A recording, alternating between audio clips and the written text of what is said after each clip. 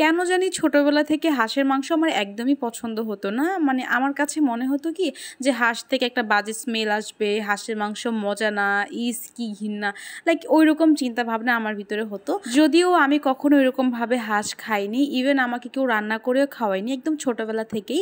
But আমাদের এলাকার স্টেশনে হচ্ছে একটা দোকান আছে যেখানে হাঁসের মাংস খাওয়ার জন্য বিভিন্ন জায়গা থেকে লোকজন আসতো। তো ওইখান থেকে আমি একবার খাইছিলাম, বাট আমার কাছে মনে হয়েছে যে না, আমি এটা খেতে পারবো না। I don't know why, but আমার কাছে মনে হয়েছে এটা মজা না। বাট অন্য মানুষরা কেন আসে আমি জানি না। 300 ফিট আমার বাসার কাছে, বাট আমি কখনো 300 ফিটে ওইরকমভাবে যাইনি।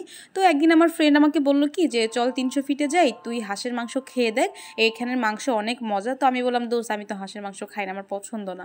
তো আমাকে বলতেছে তুই একবার খেয়ে দেখ। তো ট্রাস্ট মি, আমি যে দোকানটা থেকে এখন হাঁসের মাংস খাচ্ছি, আমি জানি না ওই দোকানটার নাম কি ছিল, মাংসটা এত মজা ছিল আমি টেস্ট ধরতেই পারতেছিলাম না যে আমি গরুর মাংস খাচ্ছি নাকি হাঁসের মাংস খাচ্ছি।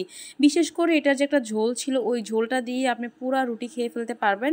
আমার কাছে পার্সোনালি অনেক মজা লাগছে। ওরা কি সুন্দর করে হাতের সাহায্যে একদম রুমালের মতো রুমালের রুটি বানায় ফেলতেছে, এই জিনিসটা আমার কাছে খুবই ইন্টারেস্টিং লাগছে। সো আমি ভিডিও করতেছিলাম অ্যান্ড রুটিগুলো একদম যে কি একটা পাইলা না কি বলে পাতিলের মধ্যে দেওয়ার সাথে সাথেই হয়ে যাচ্ছে। অ্যান্ড দেন ফাইনালি আমরা চা খেয়ে চলে যাব। সো আমরা মালাই চা নিচ্ছিলাম। তো আমি আমার পার্সোনাল ওপিনিয়ন থেকে বলবো, আল্লাহর হস্তে কেউ এইসব মালাই চা খাবেন না। এটার দাম ছিল 50 টাকা।